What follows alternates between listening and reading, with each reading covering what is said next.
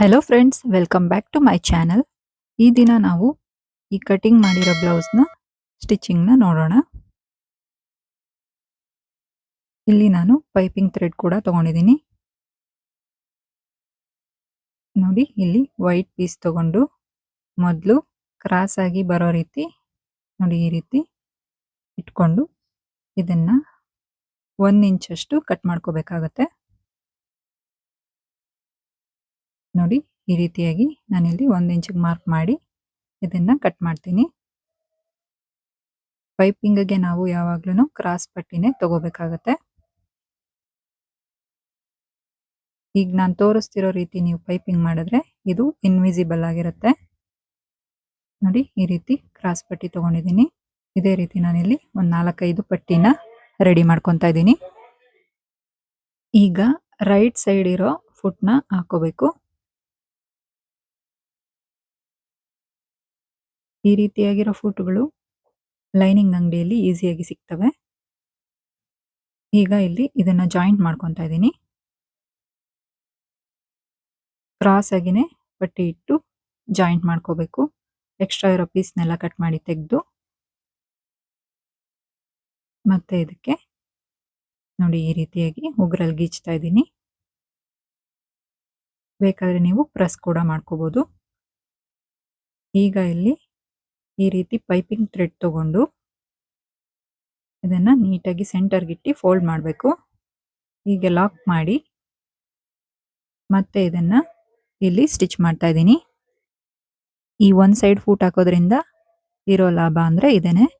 ಯಾಕೆಂದ್ರೆ ನಾರ್ಮಲ್ ಫೂಟಲ್ಲಿ ನಾವು ಇದನ್ನ ಅಟ್ಯಾಚ್ ಮಾಡಕ್ ಹೋದ್ರೆ ನೀಟಾಗಿ ಫಿನಿಶಿಂಗ್ ಬರೋದಿಲ್ಲ. ಇದರಲ್ಲಿ ನೀಟಾಗಿ ಫಿನಿಶಿಂಗ್ ಬರುತ್ತೆ. ಈಗ ಇಲ್ಲಿ ಎಕ್ಸ್ಟ್ರಾ ಪೀಸ್ ಎಲ್ಲ ಒಂದು 0.25 ಅಷ್ಟು ಬಿಟ್ಟು ಕಟ್ ಮಾಡ್ತಾ ಇದ್ದೀನಿ. ಈಗ ಇಲ್ಲಿ ಮೊದಲಿಗೆ ಲೈನಿಂಗ್ ಪೀಸ್ ತಗೋಬೇಕಾಗತ್ತೆ. ಲೈನಿಂಗ್ ಪೀಸ್ ಮೇಲೆ ಇದನ್ನ ಈ ರೀತಿಯಾಗಿ 1/4 ಇಂಚಷ್ಟು ಮಾರ್ಜಿನ್ ಬಿಟ್ಟು ಅಟ್ಯಾಚ್ ಮಾಡಬೇಕು. ಇಲ್ಲೂ ಕೂಡ ಅದೇ ಫುಟ್ನೆ ಹಾಕಿ ಸ್ಟಿಚ್ ಮಾಡ್ತಾ ಇದ್ದೀನಿ. ನೋಡಿ, ಈ ರೀತಿ ಸ್ಟಿಚ್ ಮಾಡ್ಕೋಬೇಕು. ರೌಂಡ್ ತಿರ್ಗೋ ಕಡೆ ಕೂಡ ನೀಟಾಗಿ ಫಿನಿಶಿಂಗ್ ಕೊಟ್ಟು ಸ್ಟಿಚ್ ಮಾಡಬೇಕಾಗತ್ತೆ. ಈಗ ಫ್ರಂಟ್ ಸೈಡ್ಗೆ ಕೂಡ ಇದನ್ನ ಮಾರ್ಕ್ ಮಾಡ್ಕೊತಾ ಇದ್ದೀನಿ. ನೋಡಿ, ಈ ರೀತಿ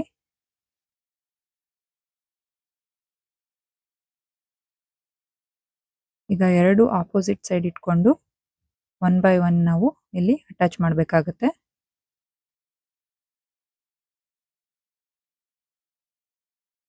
ನೋಡಿ, ಈ ರೀತಿ ನೀಟಾಗಿ ಫಿನಿಶಿಂಗ್ ಕೊಟ್ಟು ಎರಡಕ್ಕೂ ಕೂಡ ನಾನು ಅಟ್ಯಾಚ್ ಮಾಡ್ಕೊಂಡಿದ್ದೀನಿ ಇಲ್ಲಿ. ಈಗ ಲೈನಿಂಗ್ ಪೀಸ್ನ ನಾವು ಉಲ್ಟಾ ಇಟ್ಟು ಮೇನ್ ಫ್ಯಾಬ್ರಿಕ್ ಅನ್ನು ಬಂದು ಸೀದಾದಲ್ಲಿ ಇಡಬೇಕು. ಈ ರೀತಿಯಾಗಿ ಉಲ್ಟಾ ಸೈಡ್ ಇಂದಾನೆ ನಾವಿಲ್ಲಿ ಅಟ್ಯಾಚ್ ಮಾಡಬೇಕಾಗತ್ತೆ. ಎಕ್ಸ್ಟ್ರಾ ಇರೋ ಪೀಸ್ನೆಲ್ಲ ಟ್ರಿಮ್ ಮಾಡಿ ಚಿಕ್ಕ ಚಿಕ್ಕದಾಗಿ ಕಟ್ಸ್ ಮಾಡಬೇಕು. ಹೀಗೆ ನಾನಿಲ್ಲಿ ಹೇಗೆ ತೋರಿಸ್ತಿದ್ದೀನೋ ಅದೇ ರೀತಿ ನೀವು ಕೂಡ ಮಾಡ್ಕೋಬಹುದು.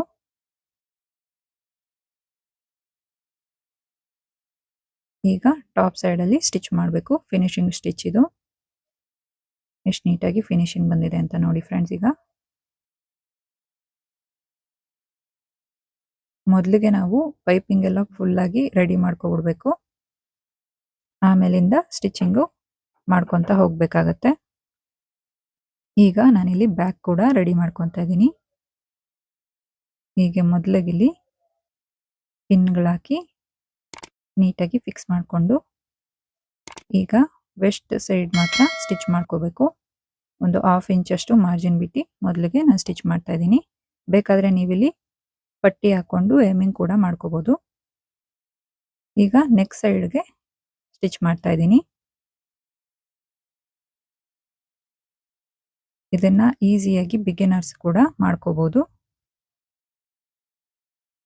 ಎಕ್ಸ್ಟ್ರಾ ಇರೋ ಫ್ಯಾಬ್ರಿಕ್ನೆಲ್ಲ ಕಟ್ ಮಾಡಿ ತೆಗಿಬೇಕು. ಮತ್ತೆ ಚಿಕ್ಕ ಚಿಕ್ಕದಾಗಿ ಕಟ್ಸ್ ಮಾಡ್ಕೋಬೇಕಾಗತ್ತೆ.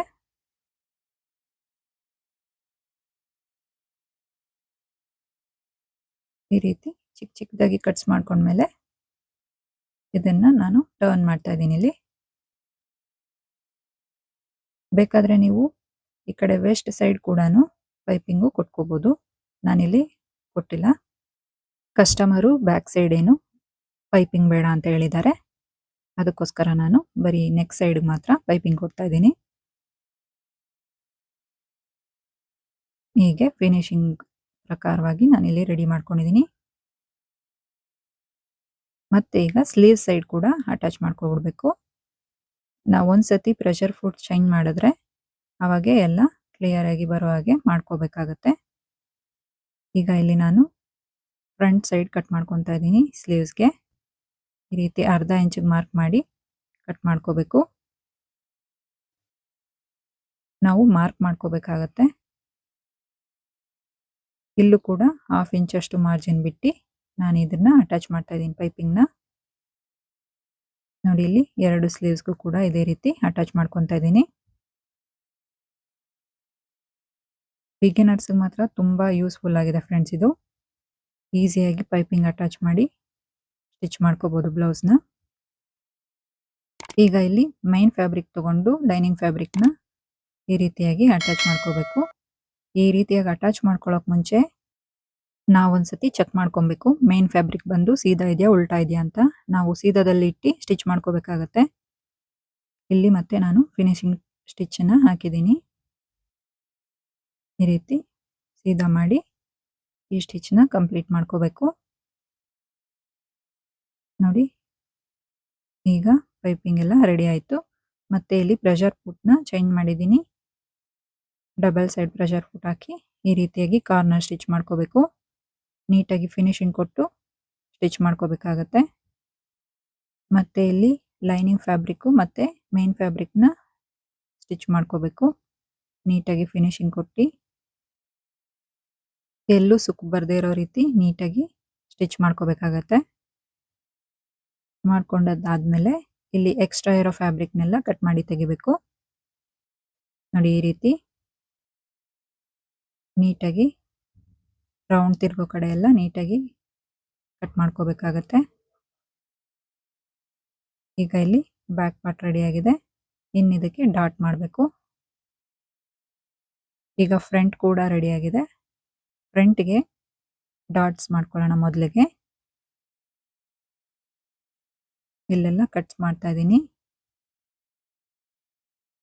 ಈ ಕಟ್ಸ್ ಮಾಡೋದ್ರಿಂದ ನೀಟಾಗಿ ಮಾರ್ಕ್ ಸಿಗುತ್ತೆ ನಮಗೆ.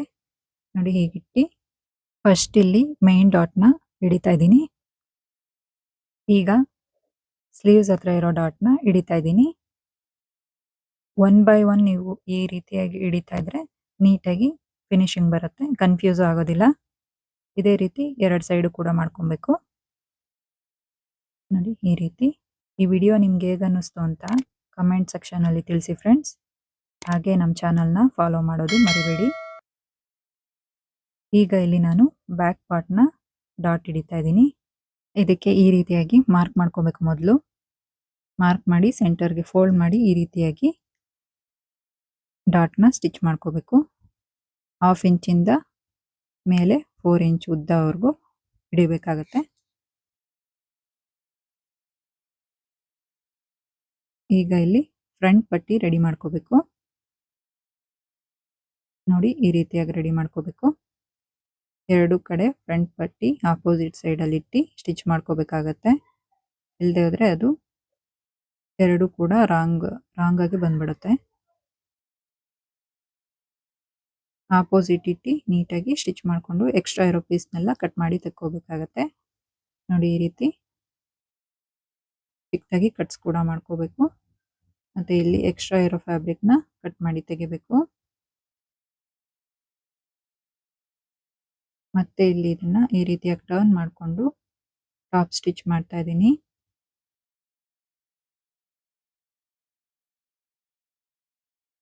ಎರಡೂ ಕೂಡ ಇದೇ ರೀತಿ ರೆಡಿ ಮಾಡಿಕೊಂಡು ಈಗ ಇಲ್ಲಿ 1/2 ಇಂಚಷ್ಟು ಮಾರ್ಜಿನ್ ಬಿಟ್ಟು ಸ್ಟಿಚ್ ಮಾಡ್ಕೋಬೇಕು.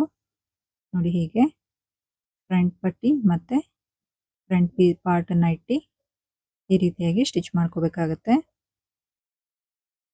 ಈಗ ಇದನ್ನು ಈ ರೀತಿಯಾಗಿ ಫೋಲ್ಡ್ ಮಾಡಿಕೊಂಡು ಸ್ಟಿಚ್ ಮಾಡಿದ್ರೆ ನಿಮಗೆ ಇನ್ವಿಸಿಬಲ್ ಆಗಿ ಫ್ರಂಟ್ ಪಾರ್ಟು ಮತ್ತು ಫ್ರಂಟ್ ಪಟ್ಟಿ ರೆಡಿ ಆಗುತ್ತೆ. ನೋಡಿ ಈ ರೀತಿ ಕಟ್ಸ್ ಮಾಡಿಕೊಂಡು ಟರ್ನ್ ಮಾಡ್ತಾ ಇದ್ದೀನಿ. ಇದು ನೀಟಾಗಿ ಫಿನಿಶಿಂಗ್ ಬರುತ್ತೆ ಫ್ರೆಂಡ್ಸ್. ಹೀಗೆ 1/4 ಇಂಚಷ್ಟು ಮಾರ್ಜಿನ್ ಬಿಟ್ಟು ಸ್ಟಿಚ್ ಮಾಡ್ಕೋಬೇಕು. ಮತ್ತೆ ಇಲ್ಲಿ ಎಕ್ಸ್ಟ್ರಾ ಇರೋ ಫ್ಯಾಬ್ರಿಕ್ನೆಲ್ಲ ಕಟ್ ಮಾಡಿ ತೆಗಿಬೇಕಾಗತ್ತೆ. ನೆಕ್ಸ್ಟ್ ಸೈಡ್ ಕೂಡ ಇಲ್ಲಿ ಒಂದು 1/4 ಇಂಚಷ್ಟು ಮಾರ್ಜಿನ್ ಕಟ್ ಮಾಡ್ತಾ ಇದ್ದೀನಿ ನಾನು.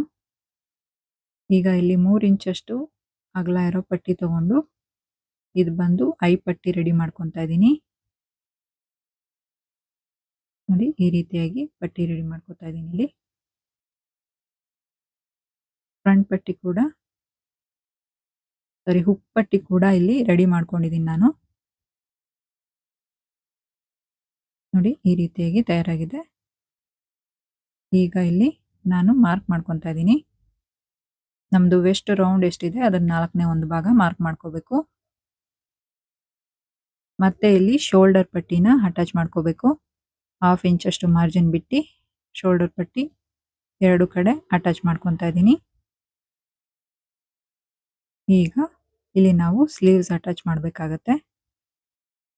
ನೋಡಿ ಈ ರೀತಿ ಎಕ್ಸ್ಟ್ರಾ ಇರೋ ಪಾರ್ಟ್ನೆಲ್ಲ ನಾವು ಇಲ್ಲಿ ಕಟ್ ಮಾಡಿ ತೆಗಿಬೇಕು. ಮತ್ತೆ ಸೆಂಟರ್ ಒಂದು ಕಟ್ ಮಾಡ್ಕೋಬೇಕಾಗತ್ತೆ. ಇದು ಫ್ರಂಟು ಮತ್ತೆ ಬ್ಯಾಕು ಚೆಕ್ ಮಾಡಿಕೊಂಡು ಫ್ರಂಟ್ ಸೈಡ್ ಬಂದು ನೀಟಾಗಿ ಫ್ರಂಟ್ ಸೈಡ್ ಬರೋ ಹಾಗೇನೆ ಫಿನಿಶಿಂಗ್ ಕೊಟ್ಟು ಸ್ಟಿಚ್ ಮಾಡ್ಕೋಬೇಕು. ನೋಡಿ ಈ ರೀತಿ 1/2 ಇಂಚಷ್ಟು ಮಾರ್ಜಿನ್ ಬಿಟ್ಟು ಪೂರ್ತಿ ಸ್ಲೀವ್ ಕೂಡ ಅಟ್ಯಾಚ್ ಮಾಡ್ಕೋಬೇಕು. ನೋಡಿ ಇಲ್ಲಿ ಫ್ರಿಲ್ ಸ್ಲೀವ್ ರೆಡಿ ಮಾಡಿದ್ದೀನಿ. ನಿಮಗೆ ಫ್ರಿಲ್ ಸ್ಲೀವ್ ಬೇಕು ಅಂತಂದ್ರೆ ನನಗೆ ಕಮೆಂಟ್ ಅಲ್ಲಿ ತಿಳಿಸಿ ಫ್ರೆಂಡ್ಸ್, ನಾ ಆ ವಿಡಿಯೋ ಕೂಡ ಅಪ್ಲೋಡ್ ಮಾಡ್ತೀನಿ. ಈಗ ಇದು ಬಟನ್ ಪಟ್ಟಿ ಬರುತ್ತಲ್ಲ ಅದನ್ನ ರೆಡಿ ಮಾಡ್ಕೊತಾ ಇದ್ದೀನಿ. ನಿಮ್ಗಿದು ಟೈಲರ್ ಅಂಗಡಿಯಲ್ಲಿ ಯಾವ ರೀತಿಯಾಗಿ ಫಿನಿಶಿಂಗ್ ಕೊಡ್ತಾರೆ ಆ ರೀತಿಯಾಗಿ ಫಿನಿಶಿಂಗ್ ಕೊಟ್ಟು ಸ್ಟಿಚಿಂಗು ತೋರಿಸ್ತಾ ಇದ್ದೀನಿ ಫ್ರೆಂಡ್ಸ್.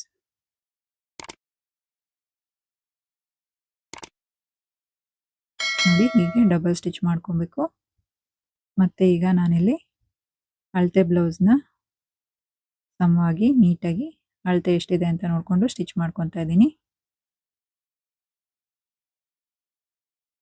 ಈಗ ಇಲ್ಲಿ ಆರ್ಮೋಲ್ ರೌಂಡ್ ಕೂಡ ಅಳತೆ ಮಾಡ್ಕೋಬೇಕು. ನೋಡಿ ಈ ರೀತಿ 2 ಸೈಡು ನೀಟಾಗಿ ಫಿನಿಶಿಂಗ್ ಬರೋ ಹಾಗೆ ಸ್ಟಿಚ್ ಮಾಡ್ಕೋಬೇಕು. ಆರ್ಮೋಲು ಮತ್ತೆ ಈ ಬ್ಲೌಸ್ ಪೀಸು 2 ಕೂಡ ಒಂದೇ ಸಮ ಬರಬೇಕು. ಈಗ ಇಲ್ಲಿ ಇಷ್ಟು ಎಕ್ಸ್ಟ್ರಾ ಇದೆಯಲ್ಲ ಅದನ್ನ ನಾವು ನೀಟಾಗಿ ಸ್ಟಿಚ್ ಮಾಡ್ಕೋಬೇಕಾಗತ್ತೆ. ನೋಡಿ 1/4 ಇಂಚು 2 ಕಡೆ ಹಿಡಿದಿದ್ದೀನಿ. ಈಗ ಪರ್ಫೆಕ್ಟ್ ಆಗಿ ಮೆಜರ್ಮೆಂಟು ಬಂದಿದೆ ಫ್ರೆಂಡ್ಸ್. ಈಗ ಮತ್ತೆ ನಾನಿಲ್ಲಿ ಎಕ್ಸ್ಟ್ರಾ 3 ಸ್ಟಿಚ್ಚು ಹಾಕ್ತಾ ಇದ್ದೀನಿ. ಮತ್ತೆ ಕಾರ್ನರಲ್ಲಿ ಕೂಡ ಇದನ್ನ ಅಟ್ಯಾಚ್ ಮಾಡ್ತಾ ಇದ್ದೀನಿ. ನೋಡಿ ಈ ರೀತಿ ನಮ್ಮ ಬ್ಲೌಸು ಇವಾಗ ರೆಡಿಯಾಗಿದೆ ಫ್ರೆಂಡ್ಸ್. ಈ ರೀತಿ ಬ್ಲೌಸು ರೆಡಿಯಾಗಿದೆ. ಈ ವಿಡಿಯೋ ನಿಮಗೆ ಇಷ್ಟ ಆದರೆ ಲೈಕ್ ಮಾಡಿ, ಶೇರ್ ಮಾಡಿ, ಕಮೆಂಟ್ ಮಾಡಿ, ಹಾಗೆ ಚಾನಲ್ನ ಸಬ್ಸ್ಕ್ರೈಬ್ ಮಾಡೋದು ಮರಿಬೇಡಿ. ಧನ್ಯವಾದ.